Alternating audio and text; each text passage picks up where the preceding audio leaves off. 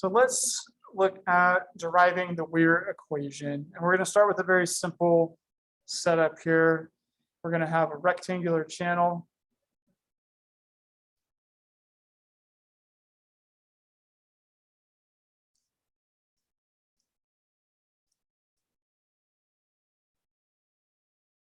So there's our channel. The lines mean it's dirt. And then we're going to have a weir coming across this. Just a rectangular weir, so uncontracted. So this is our weir. And then we've got water coming over the weir.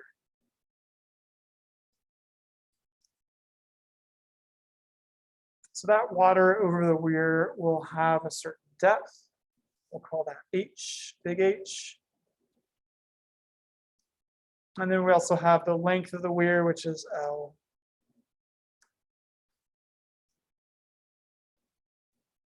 We'll look at this from a longitudinal perspective, and we'll just say everything's nice and flat. Here's this weir in profile view. Water's coming across, comes over. We get this nice supercritical flow and probably a hydraulic jump. We're not going to worry about that. What happens to the flow at some point over this weir if it's a high enough weir for the flow? So if we have subcritical flow conditions upstream because the weir is causing a backwater, what must it pass through? Critical, yeah, it has to pass through critical flow depth. And that's the whole point of a weir, is we want to create a choke. We want to back the water upstream, and that then requires it to pass through critical flow depth right there at that point. Or at some, maybe I shouldn't say that, at some point over, at some point over the weir, we get critical flow depth. So I'm not going to draw that out explicitly. What I will draw out though is the fact that we have our H upstream. So this is just basically where the water levels out upstream. We don't want to measure this at that curve where we're approaching critical flow depth. And we will call this upstream flow depth. We'll call that Y1. So this is the approach overall flow depth upstream of the weir. And then we'll call this weir height, we'll call that Z.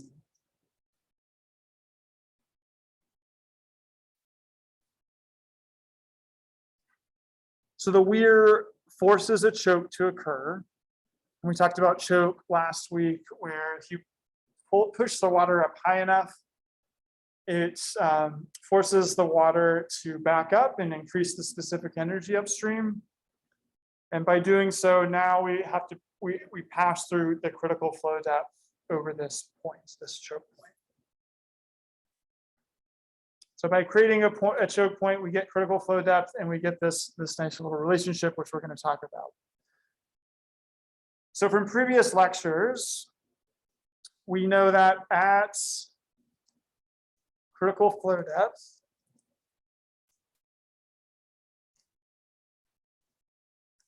the Froude number is equal to what?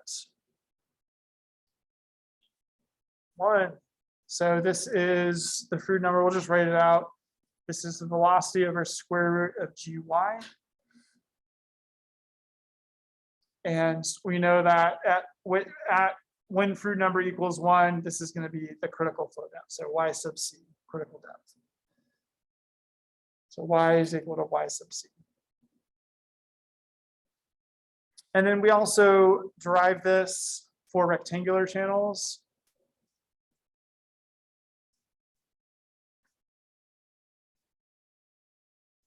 We derive that fact that the critical flow depth can be calculated based on the flow rates. And we had a little q in there. I'm going to write it out this way as a big Q. So big Q squared G L squared. So 1/3. So this is just a relationship. If you take the specific energy equation, take its derivative, set that to 0, you can solve for the critical flow depth. All right, and then the last thing is the energy at critical flow depth is equal to 3/2 YC. Again, for rectangular channels. These are just relationships that fall out of the specific energy equation. All right, so we can write all this out. We know that if we use the specific energy equation at critical flow depth, EC is equal to our flow depth, which is YC V squared over 2G. But this is going to be our velocity at critical flow depth for this particular flow rate. And then we can also plug in some of the things that we learned here. So we can say, well,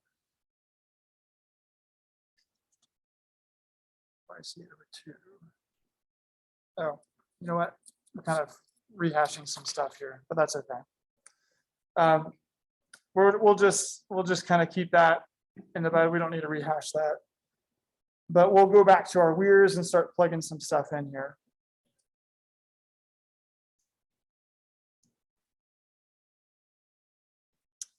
So we're going to evaluate this weir at 2 different points. I'm just going to erase this for now. And we're going to evaluate it at point 1 and point 2. So if we assume we're a short distance here, if we assume no energy losses between point 1 and point 2, then we can say that the energy at 1, the specific energy at 1 is equal to the specific energy at 2, which in this case is going to be EC plus Z. And this came from the choke example that we used from before. We've got our minimum specific energy, and then we've got this elevation that kind of steps in and compensates for that change in depth. If we assume that the water is pooled behind the weir, so at 1, we can assume, so at 1, water is pooled and velocity is small, then V squared over 2G is going to be small, and we're going to say that E1 is going to be approximated by Y1. So this is why we're talking about an ideal weir here. We're kind of making some assumptions, but of course this doesn't always work out. And then that then is equal to H plus Z. So Y1 is our H term and then our Z term. And that should then equal our EC plus Z. So H, we can cross our Z's out. H should then equal EC, which is 3/2 YC.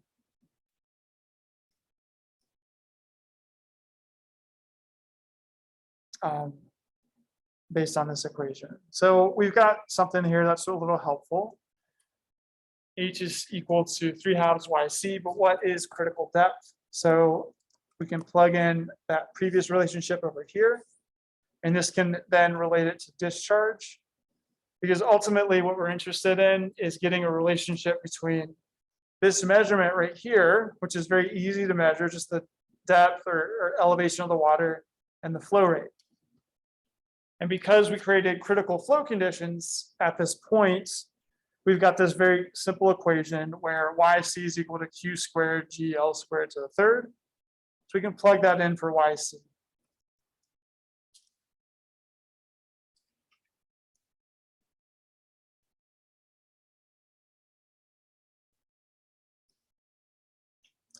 And then we'll solve for Q, because ultimately we want Q as a function of H. So Q is equal to L square root of G 2/3 H to the 3/2.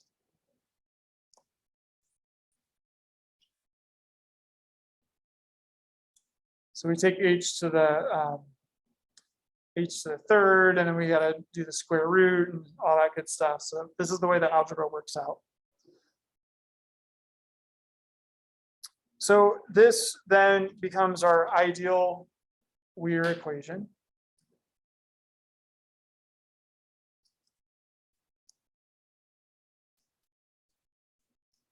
And this is basically the starting point.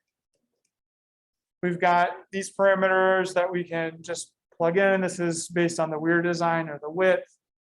This is the height that we can measure. This is a constant. So you can take all these out, and these are basically a constant then for a particular Weir. And this is what we measure. So very simple. But we made some assumptions here. We said that the velocity was negligible upstream. That's probably not always true. And so that particular assumption might not hold. So ultimately, what we end up with is the additional coefficients that come into play here to account for that energy loss. So it's not going to be a perfect ideal situation with no energy loss. So to simplify things, then we'll take these constants and then we'll do some measurements in the lab, and we'll end up with a different coefficients that we can use that accounts for the non-ideal conditions that most of our weirs actually face. So then we'll get what we're going to call our Weir equations.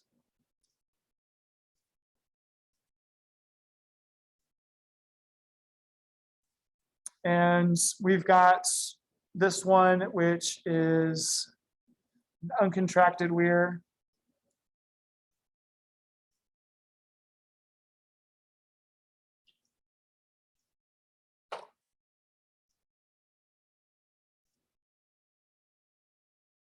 So this situation here, which we drew originally,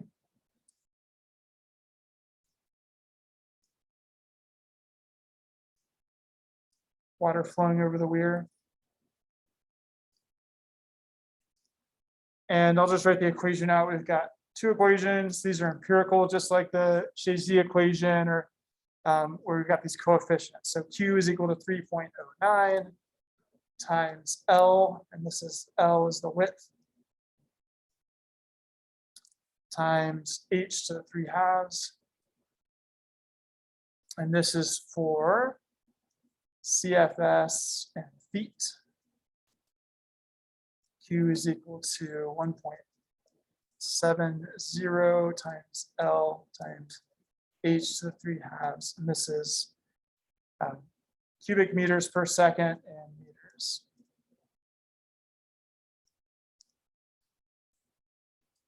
So you can pick these apart. There's a square root of G in there. There's a 2/3 to 3/2 in there. And then there's this other component which accounts for the energy loss or the non-ideal conditions. So we call this then our C, or Weir coefficients.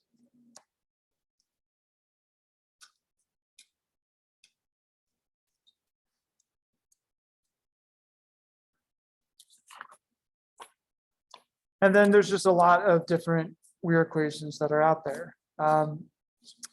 So I'm going to talk about a couple of them, a few of them, and then we'll do an example together.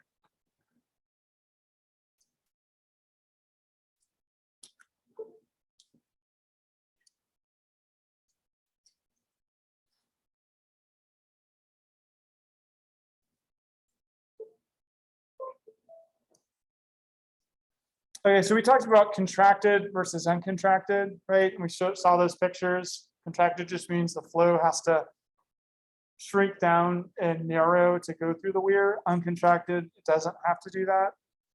We also have what's called sharp crested weirs.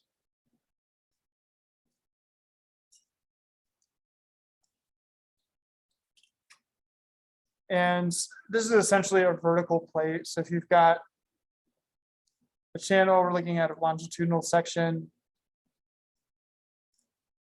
You've got a plate coming up, and there's some threshold below which, in terms of the width of this, the longitudinal width, in which we consider a sharp crested weir. So it's not a perfect plate. Maybe it's got a little bit of depth or width to it downstream. So that's different from a broad crested weir.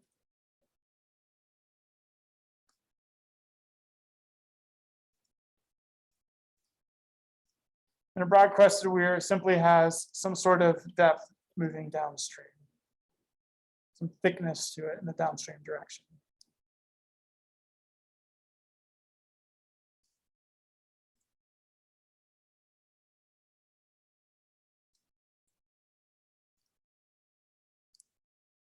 At some point, this wall, if it has a certain thickness, will become a broad crested weir, in which case there's different equations to apply and that sort of thing.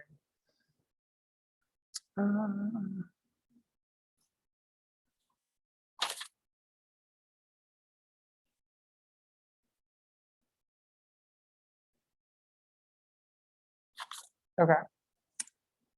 So just one thing to note, I think if we actually calculate these coefficients right here, that this I think this ends up being the ideal Weir equation. So if you do square root of G, which is 32.2, and then 2/3 to 3/2, I think these are the numbers you end up with. You can double check that in your book. If we have kind of a real world situation, then we've got a little bit of a different Weir coefficient. So we'll just write that out and talk about it. So here's our uncontracted sharp crested Weir.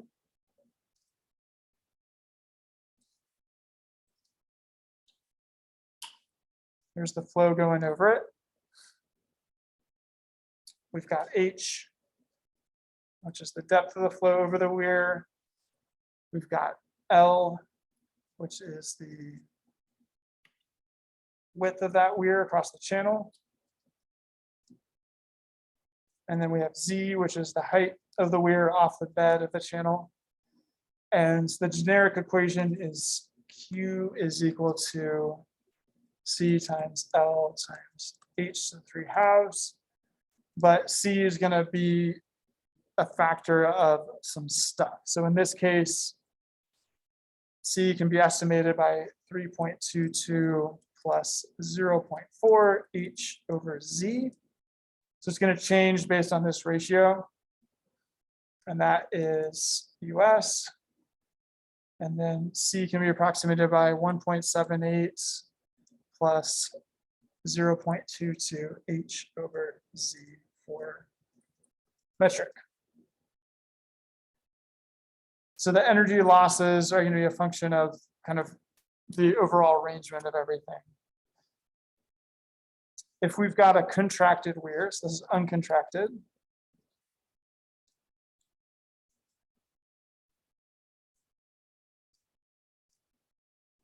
Uncontracted sharp press, and then we'll have contracted sharp crest. So in this situation, the flow has to narrow.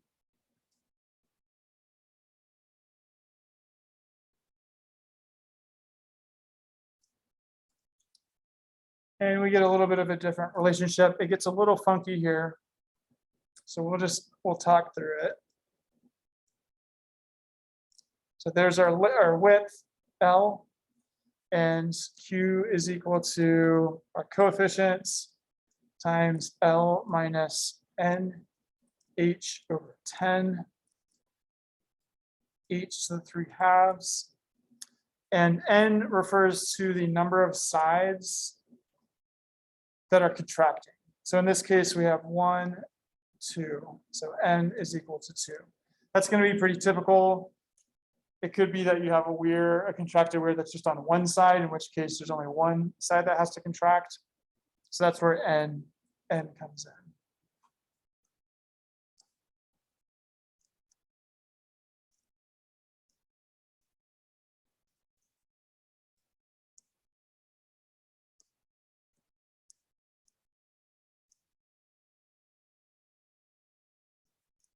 And that would look something like this.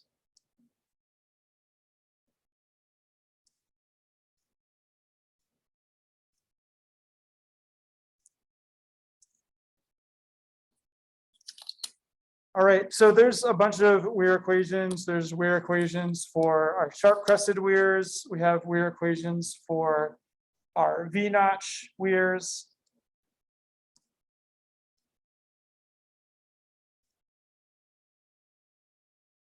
And we have Weir equations for trapezoidal weirs. So these are on the book. I'm not going to take the time to write them all out here, but they're all going to be based on, these are kind of like quote unquote standard US Bureau of Reclamation equations. So Bureau of Reclamation spent a lot of time, they care about measuring flow. So they said, okay, if we design the weir to have these different proportions and ratios, then you can use these standard equations and they should apply. So that's what we talked about up front. I'll draw the broad-crested weir real quick and we'll talk about that. And then we will do a quick example together.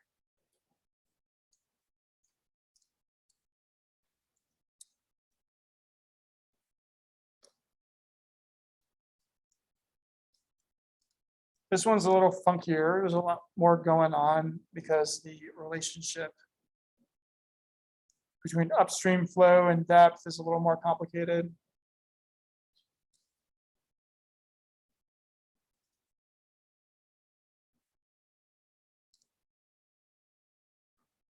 So we got the upstream approach flow. We've got the height of the weir off the bed, Z. And then we also have the width of the weir into or across the channel. So that's going to be our L. And this particular equation is a little funkier. We've got Q is equal to 0.433 square root of 2G. Y1 over Y1 plus Z. This is the 1/2 times L times H to the 3/2. I'm going to assume that is US units here, but double check that. Don't have it written in my notes. All right, so the weirs come in all shapes and sizes, and each weir has its own either equation or weir coefficients associated with it. But the thing that pretty much all of them have in common is this H to the 3/2, and that comes from the original ideal weir derivation that we used.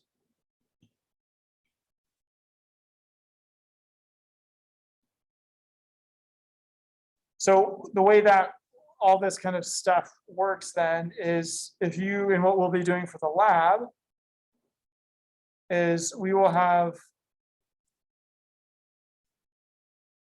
so if we say that Q is equal to stuff, right? You could pick out length and depth and Z if you wanted to, but we'll just put it all together into one weir coefficient, H to the 3/2. Then if H is our X, if we say H over here, and we have Q up here, then, and if we do this in a log format, then the slope of this line, the relationship between those things should be 3/2. They're going to have different values associated with it, but ultimately you should get H times stuff. This intercept is what's going to inform this value right here. But the slope should be 3/2 if both of these are plotted logarithmically.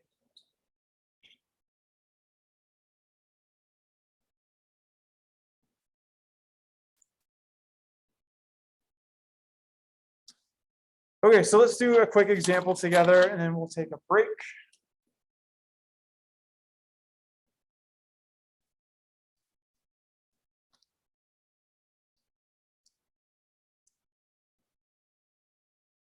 I'm going to take this out just for ease of reading.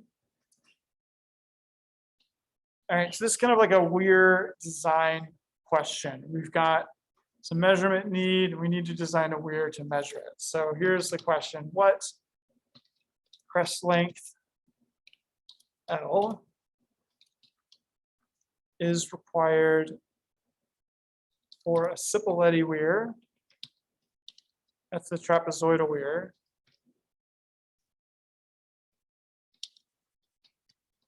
To accommodate a flow rate of 28 cubic feet per second with a maximum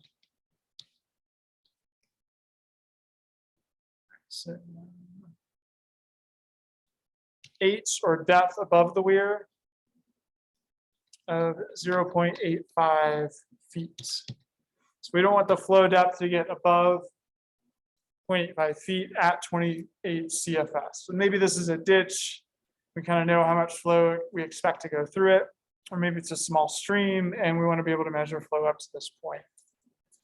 So what we'll do is take our weir equation for the Cipolleti weir, and this is, we can look this up in our book, but for US customary units, this equation is Q is equal to 3.367 times L times H to the 3/2. And as you can see, this is a pretty simple thing to do, right? We've got a weir equation. We need to solve for L. We're given discharge and we're given depth. So we're just going to rearrange and we'll say L is equal to Q over 3.367 times H to the 3/2. We'll plug our numbers in there.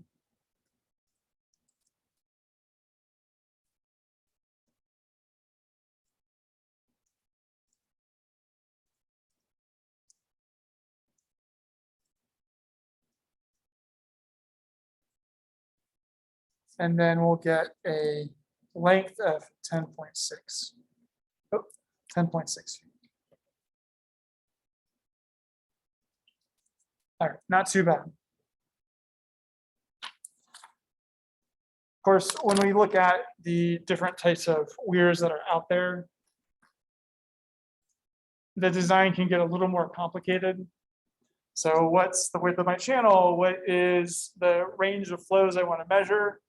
So this becomes kind of a more iterative design process when we're thinking about designing one of these contracted weirs. And we actually had a student, and you guys will talk about designing weirs, where we've got this flume, we've got a bottom width, we've got different flow rates that we want to be able to measure. And so we had a student design some of these different contracted weirs to be able to get different flow rates and meet these US Bureau of Reclamation requirements. All right. That is our weir lecture.